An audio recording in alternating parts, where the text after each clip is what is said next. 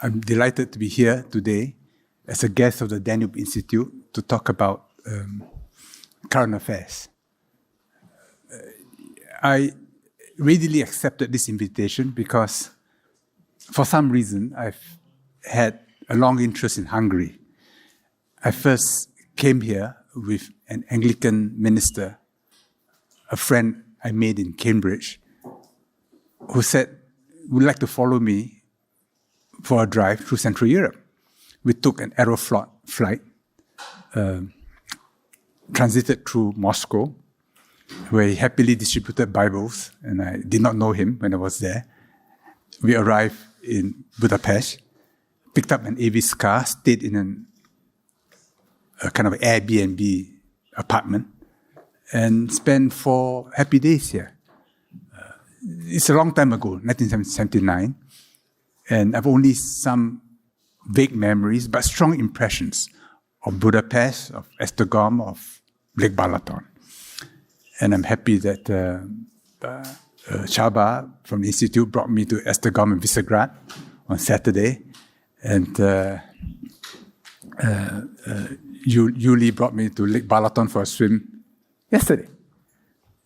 And of course, it was a different world, and it will continue to be a different world as we go forward. I'm always intrigued by the position Prime Minister Orban has taken. And he sticks out because he wants to preserve Hungary's identity. It's not easy for a relatively small population to preserve your identity. I mean, you're 10 million in Hungary, maybe 5 million outside Hungary, ballpark numbers. But to maintain your sense of yourself, translating books, maintaining a literature, it's not easy in an age of globalization. But the European peoples have always been able to do this. I've been advisor to IESE Business School in Barcelona for many years. And there is a Catalonian identity and a Catalonian spirit. When I was a trade minister, I signed our free trade agreement with the European Free Trade Association in Iceland. And they're a tiny population, but a very profound sense of itself and a refusal to melt into a larger reality. Of course, they're international, they're cosmopolitan, but they know they are the Icelandic people. So this is Europe, with its strong sense of separate evolutions, but part of a wider co-evolution of the European peoples, which created the European Union. China stands in great contrast. There's no such diversity in China. There are regional variations, obviously, in food, in customs, in accents, in social preferences. So divorce rates, crime rates for different things. I mean, you have an atlas of that in China, and there are regional differences. But by and large, in China, 92% of the people are Han people. And Han people have one literature. I mean, Europe has multiple literatures, but China has one literature. So at the two ends of the Eurasian landmass are two separate sets of social evolution over the centuries. And Hungary is probably the most Asian of the European peoples. So you put your family name first. Now the chopsticks people can understand this. In Japan, they also put their family name first. But after the Second World War, well, to accommodate the needs of globalization, they inverted. But among themselves, they have the family name first. And the Japanese PMO a few years ago said, no, even internationally, we should put our family name first. But in practice, it will take time. But here you put your family name first. Is this just convention?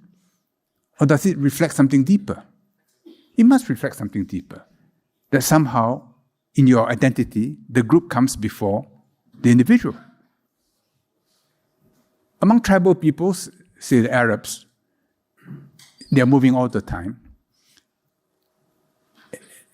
So you can't identify people by family name because we all have the same family name. So you identify by yourself by who's your father and your grandfather and your great-grandfather. Of course, there's a tribal name which comes at the end. So the Hungarian people have always fascinated me in their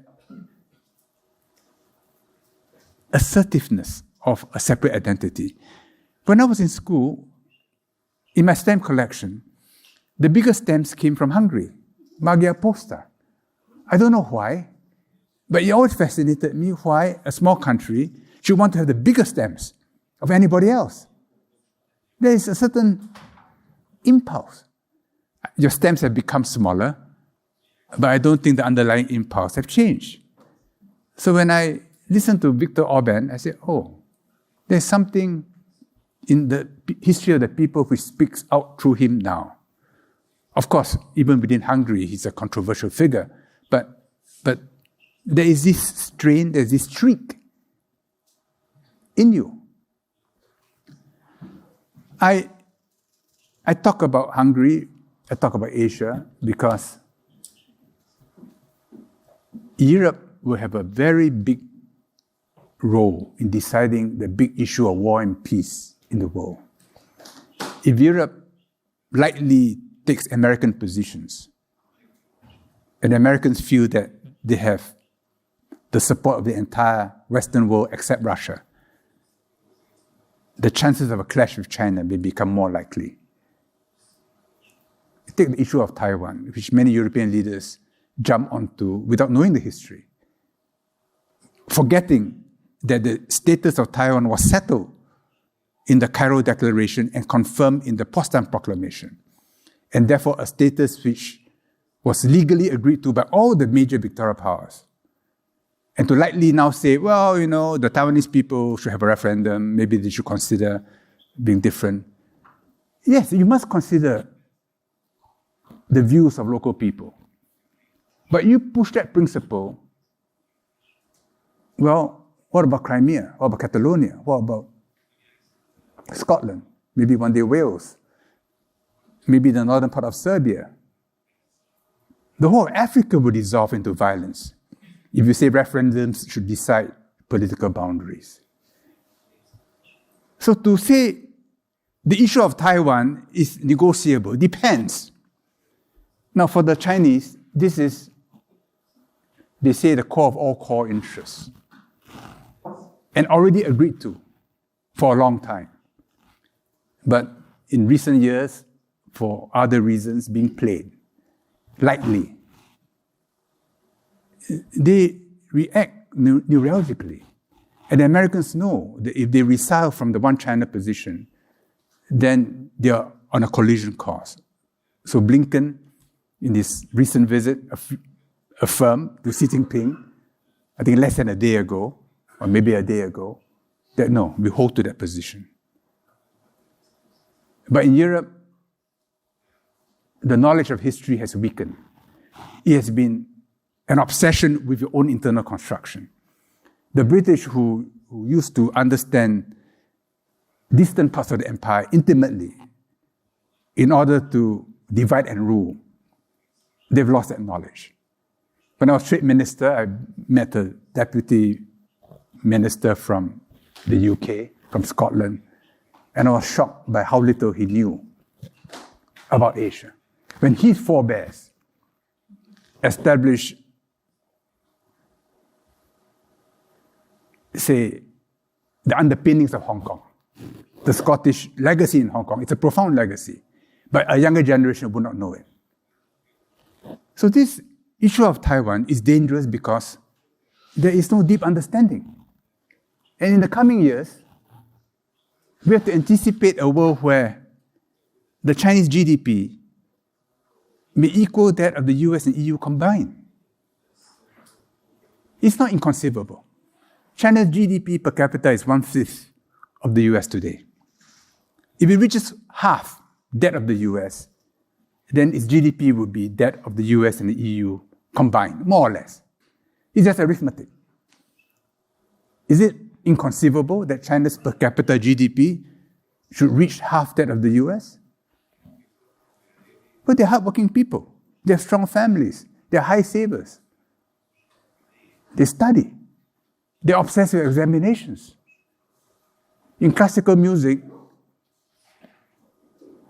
there are tens of millions of Chinese students learning music in China. So it's entirely possible that the per capita GDP will reach half that of the US.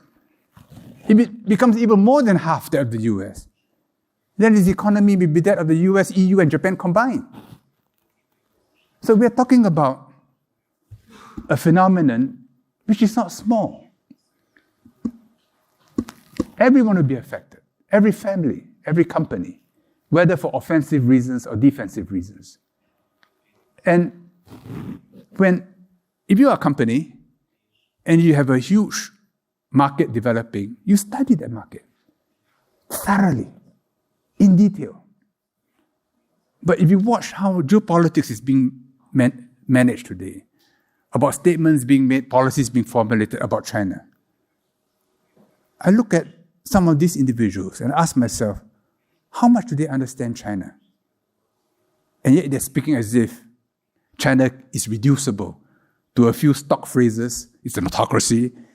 Xi Jinping is abandoned what Deng Xiaoping advised China to do. Reducing China to a few slogans, stock phrases, and thinking that on that basis you can make policy. You're bound to make big mistakes. So when I come to Hungary, being also from a small country, you have a suitably modest view about your own ability to change the world. And therefore, you have to understand the world so that you can act skillfully.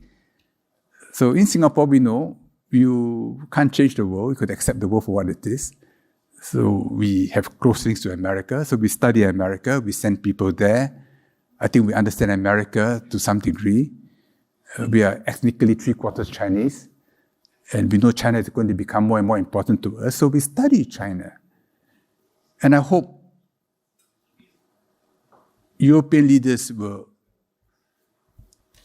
gradually deepen the understanding of China and take China seriously against its own history and civilization. I go back to the Jesuits when they went to China. I mean, when Francis Xavier told Ignatius, I will go convert China. The audacity of that decision. Of course, he failed. He didn't even reach the Chinese mainland. But when Matteo Ricci went there, he first dressed himself as a monk, thinking that the Chinese would respect monks the way Europeans respected monks. He found that the Chinese literati looked down on monks. They respected scholarship. Well, he was one of the most brilliant men Europe has ever produced, with an encyclopedic memory. So if they respect scholars, he was a scholar. He dressed as a scholar. He studied Chinese. He mastered the Chinese classics. And he knew that he could only evangelize by getting into their minds, understanding their philosophy. Translating Deus into Chinese was a difficult task. Francis Xavier took the name, which turned out to be the name of a minor Japanese deity. It didn't get him anywhere. Matteo Ricci, realizing that the Chinese have an a-religious tradition, but accepted that there was one heaven, which they call Tian, one heaven, monotheistic, that the emperor was the emperor of all of heaven, that all reality is below heaven, and that if you as ruler loses the mandate of heaven, then it is morally justifiable to overthrow you. You have lost 天命, the mandate.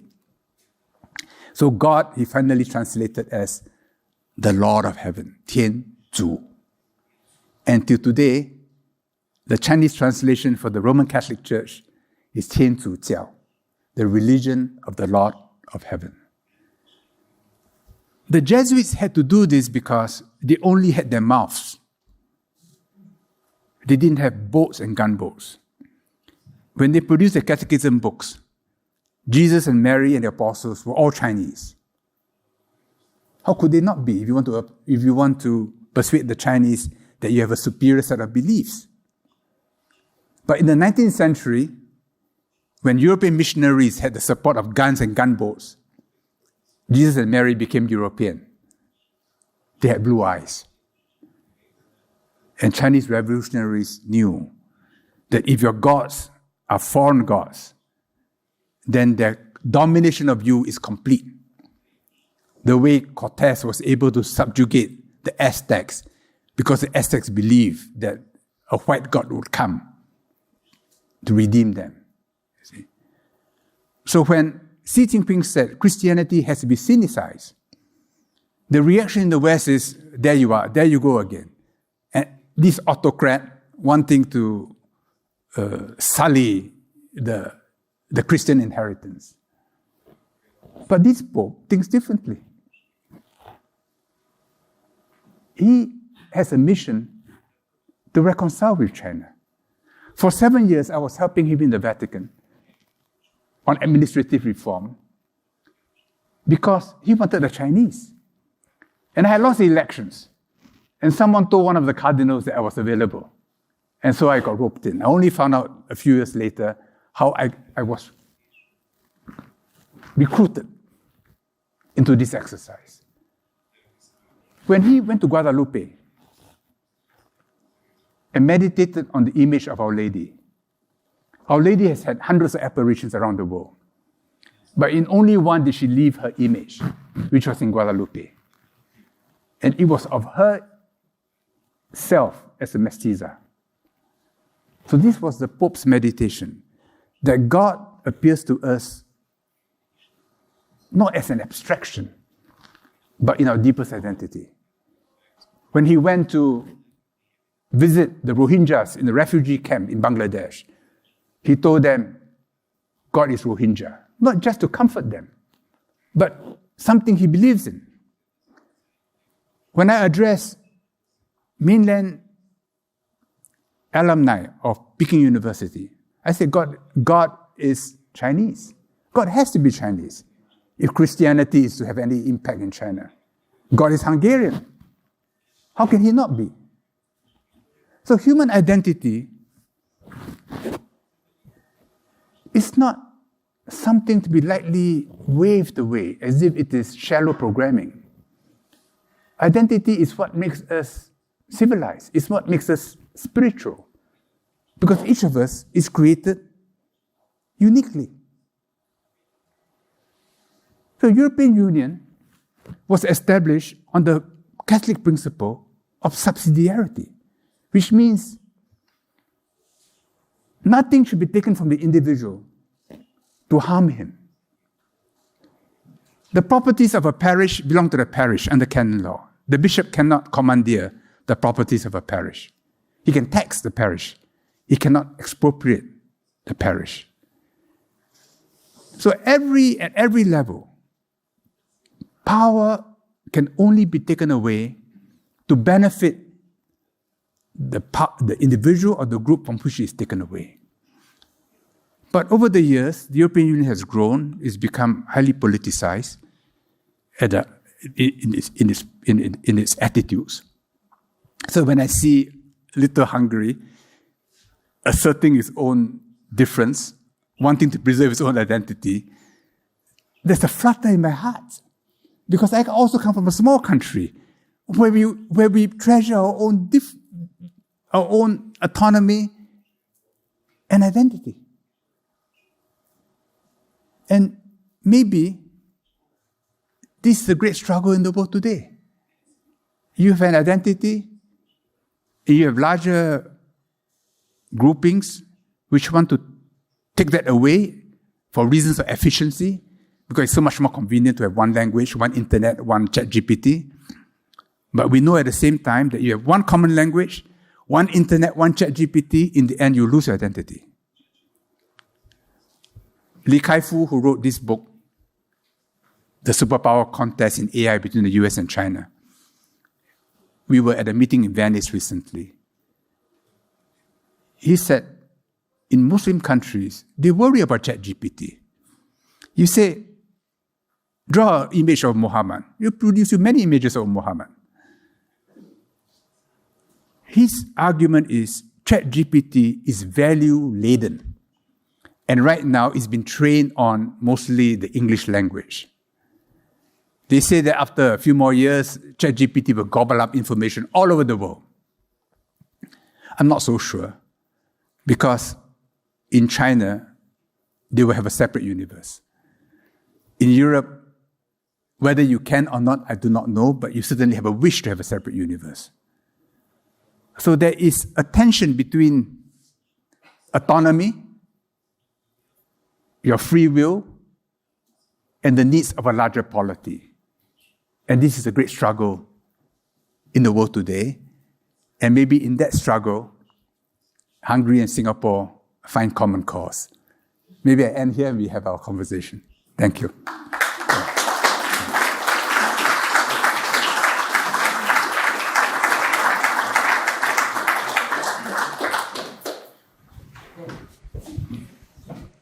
Thank you for that, George. That was tremendous. So in order to respond to your very intriguing remarks on the relationship between Hungary, Singapore, and the role of small nations, which I think is really intriguing, we're going to have two commentaries. Firstly, Csaba Horváth is going to say a few things, and then Victor. So, Csaba, do you want to... Is it on? Okay, it's on. So right now we can see two important diplomatic visits. One of Antony Blinken to China, and the other by Narendra Modi to the US. And I would like to ask you about these, the implications and significance and.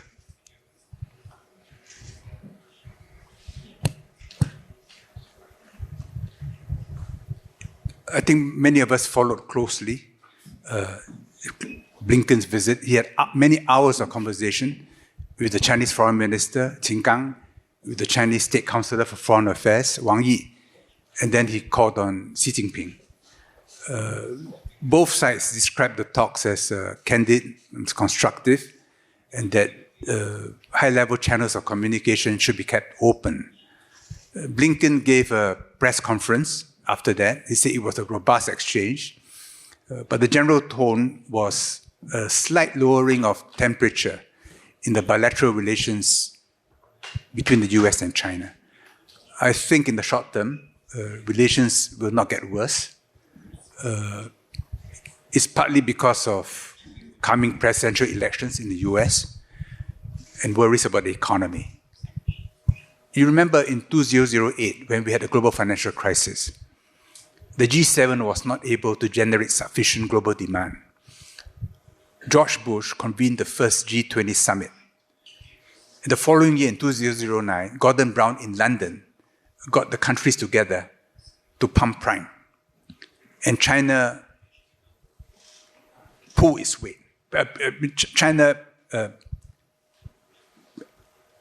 weighed in. And in 3 years, China poured more concrete than the US in its entire history. It created big distortions in the Chinese economy, and they had no gratitude for it. If the world goes into another financial crisis because of the huge liquidity overhang resulting from COVID,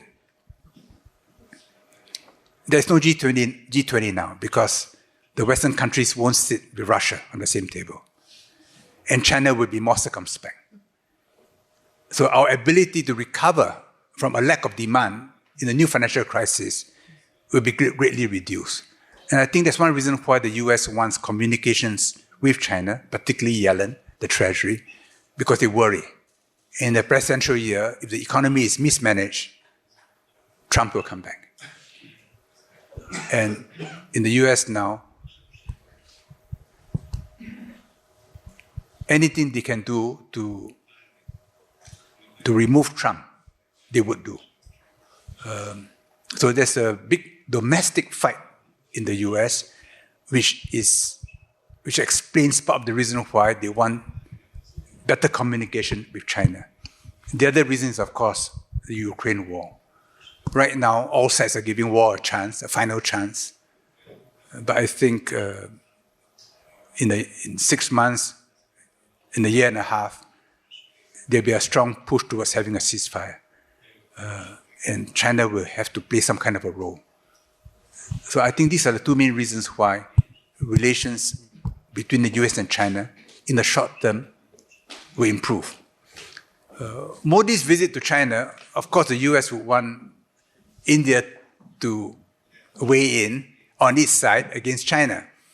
But India is too old a civilization to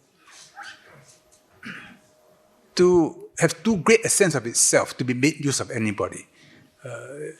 I tell my American friends, you think you make use of India? Well, India will make use of you too. And on the Ukraine war, despite US pressure, India maintains its own position. So if the US can add pressure on China to help India in its border talks with China, that's helpful. But if it's against Indian interests, India will act separately. But for the time being, it behooves India to sit on every table and to improve relations with the US. This year, the BRICS, the G20 meeting will be in India. I know the two sides are talking. There could be a breakthrough. Modi made a gesture of friendship in Bali, but it was just a gesture. Whether they can find enough agreement on the border to restore bilateral relations, I don't know. Yeah. Thank you. Do you want to follow that up? That's all. Do you want to ask anything further? No? Okay. Victor? Should I ask or make a short comment? Make a short comment. Yeah. When I had the request to participate in discussion on the Indo-Pacific, I had to sit down and think it over. What does it mean Indo-Pacific for me? And I have to admit that in the last decade, there were only two major geopolitical concepts which became extremely popular. One was the Indo-Pacific, but the other was the Belt and Road Initiative. And I used to teach geopolitics, and it came to my mind that, oh, well, is it really new? Okay, currently we are talking about this. There are a lot of events like today on this issue, but are they really new? Or this is the same as we used to talk about the continental powers versus the maritime powers. And when we think about Mackinder, the axis of Russia and China, or the so-called sea power coalition led by the United States, has a kind of a resonance of this kind of concepts. So it came to my mind for me that what are these concepts are about? Is it about the global leadership? So who is going to lead the international system? The international system is in many ways seems to be sick. And if I understand well, the claim of the Indo-Pacific strategy is to maintain the rules-based international order, the open Indo-Pacific. But this necessarily means to keep the power position of the United States and maintain those alliances on the top of the hierarchy. And then it comes to my mind that what could be the role of Europe in this kind of power contest? So I very would like to ask George's opinion on how do you see what could be the role of Europe in this power context and within this framework. Do you agree with this framework that this is about hierarchy and who is leading the international order? And what could be the place of Europe in this regard? And if you already mentioned the small country perspective, what a small country like Hungary should think about the Indo-Pacific, and do we really need to figure out a strategy to deal with this changing environment? Whether we are talking about the Indo-Pacific or Quad or AUKUS, the elephant in the room is China. And sometimes China is not even mentioned in the communique, but everybody knows that the communique is about China. Why is China such a challenge to everybody? It's because of its size and homogeneity. Why are the Chinese people so homogeneous? Historically, Chinese civilization has organized more human beings than any other human group. Why is the case? Well, my belief is because of paper. One important reason is paper. For centuries, China had a monopoly of paper. With paper, you can record more bits and bytes than on parchment, on leather, on papyrus, on stone tablets. So for centuries, China had a level of information, had a level of data intensity in the way it was organized, which nobody else had. So the programmers were the scholars. Their whole life was spent on mastering the language and on writing. So brush on paper gives you orders of magnitude in terms of information storage and processing than any other form of writing material. And China had that as a monopoly for centuries. Finally, in the 8th century, in the battle in Central Asia, the Abbasids captured Chinese prisoners of war who knew how to make paper. And so in Samarkand, in Pokhara, in Damascus, Baghdad, there are paper mills. And from then on, Islamic civilization went through a huge transformation. They produced scholars, they had mathematics. By the year 1000, it reached Cairo. By the year 1002, it reached Muslim Spain. And the Muslims in turn wanted to keep it a monopoly and not let the Europeans know how to make paper. But it reached out to northern Italy. And there the Renaissance began. I was in Montserrat a month ago. For centuries, the Benedictines, the monks, maintained the coding of European civilization, painfully on parchment. The Swiss tell me that because the monasteries were most intact in Switzerland, some of the most important records were in the Benedictine monasteries in Switzerland, like St. Gallen. But once you had paper and printing, everything changed. So the Chinese have always depended on information and data to organize people. Now, Alan Turing had this insight that if you have an unlimited amount of paper, you can do an unlimited amount of algorithmic computation given enough time.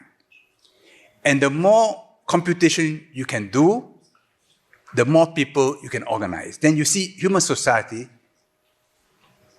as a computational system. See?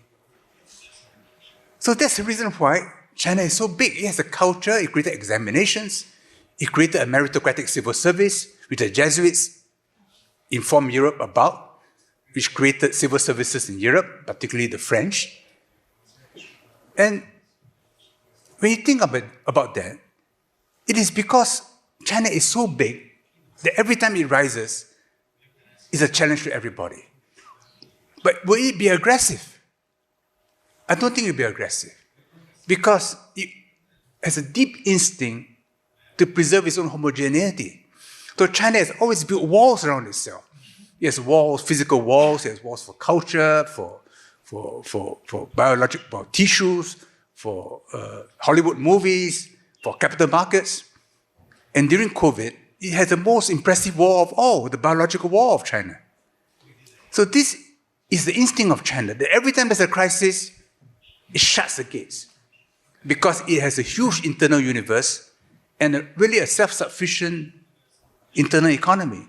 So the elephant in the room in all these conversations is China, and how to accommodate, accept a China that threatens Western dominance, which Westerners have taken for granted for 200 years, and now saying, oh, we may lose it. and the Americans who see themselves dominant in all fields, worrying that they may lose it. That's, I suppose the other thing that comes out of that, George, is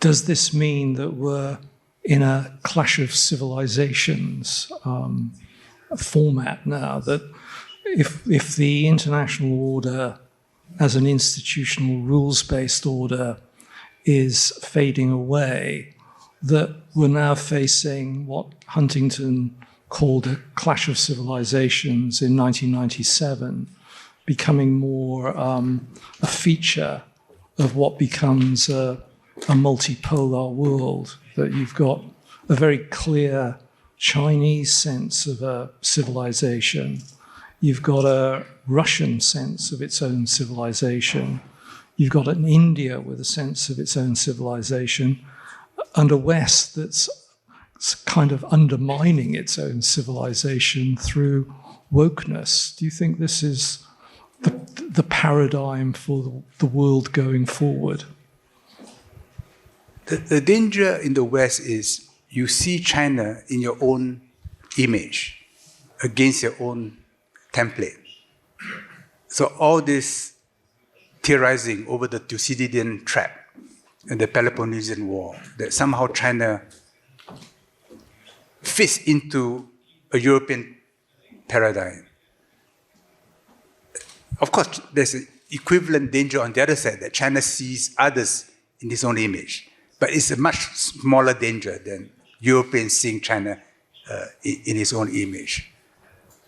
If China were like the Soviet Union, evangelical, expansionary, then yes, the clash is inevitable. But that's not China's nature. Their instinct is, when there's a crisis, shut the gates, keep out the foreigners, keep Chinese in. That's always been their instinct. It is not the Russian instinct. The Russian instinct is, when I'm threatened, I expand.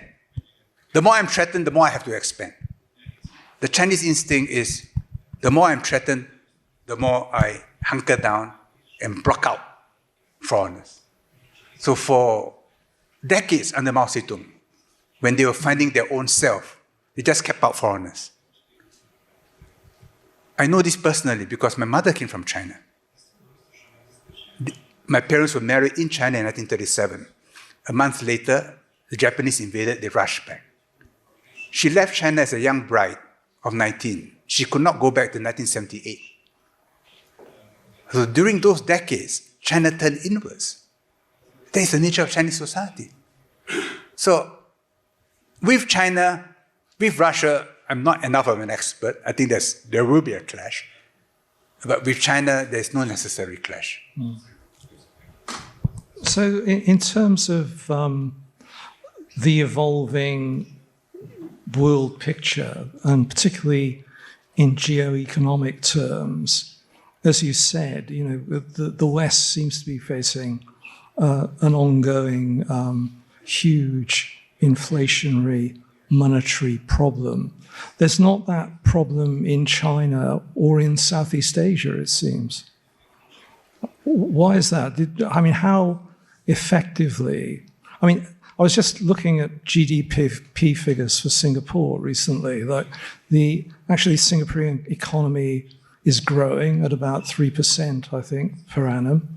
Its interest rates are something like 4%, and its inflation is below 6%, about 5%.